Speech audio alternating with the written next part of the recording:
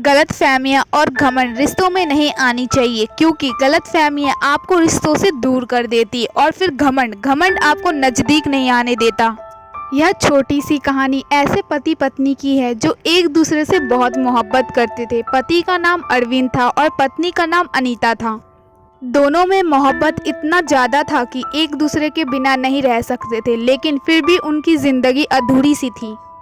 कहीं कुछ ऐसा था जो उनके दिलो दिमागों में हर वक्त चुभता रहता था। दरअसल इसकी वजह यह भी थी, उनकी शादी को 5 साल गुजर चुके थे, लेकिन अभी भी उनकी कोई औलाद नहीं थी। हालांकि उन दोनों को ऊपर वाले पर भरपूर विश्वास था और वो हर साल यही उम्मीद करते थे कि इस साल तो उन्हें औलाद का सुख मिल ही जाएगा।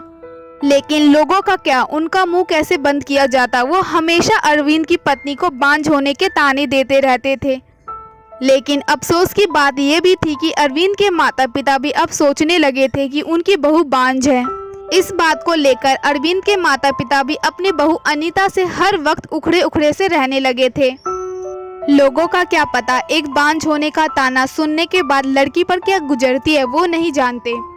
उनका ये कड़वा शब्द लड़की के दिल पर कैसे खंजर की तरह चुभता है।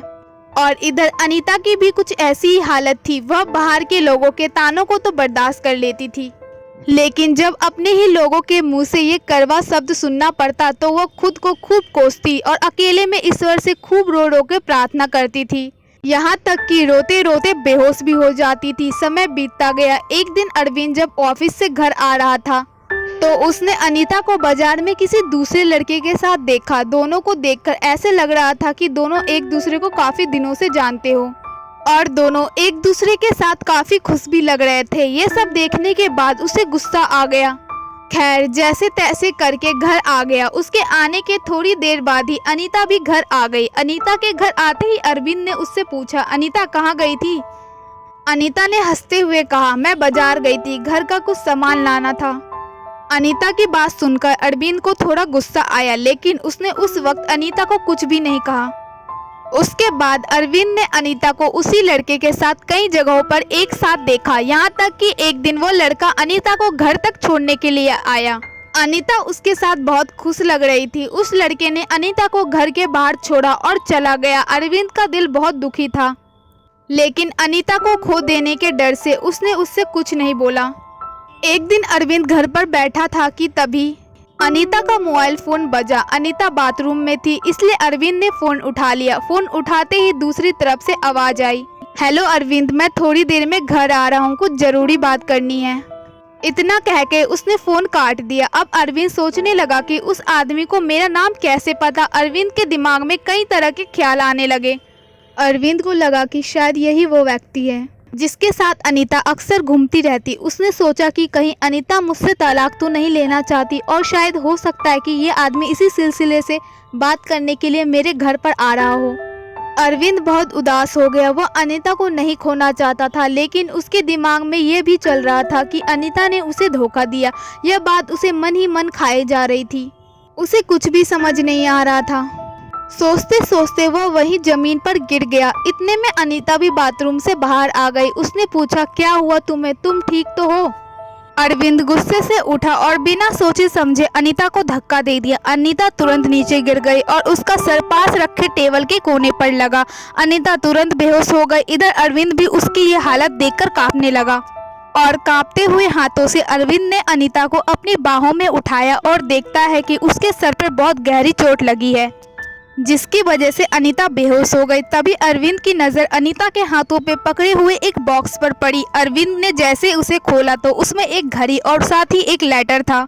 उसमें लिखा था कि अरविंद, मैं तुम्हें कई दिनों से बताना चाहती थी, लेकिन सोचा कि तुम्हें सरप्राइज दूं। मैं पिछले कुछ दिनों से अपने इलाज के लिए एक डॉक्टर के पास जा रही हूँ, और वो डॉक्टर मेरा ही कज़न है जो बचपन में विदेश चला गया था।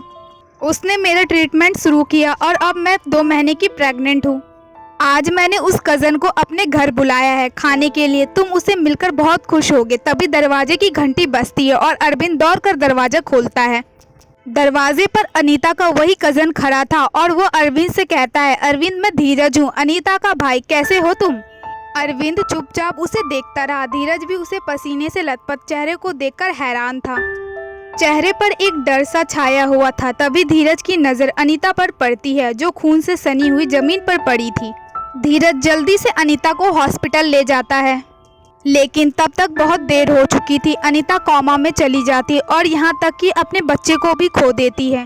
अरविंद अपना सिर पकड़े अनीता के पैरों के पास बैठा उससे माफ़ी मांगना चाहता था, लेकिन कर भी क्या सकता था। अनीता अब कोमा में जा चुकी थी।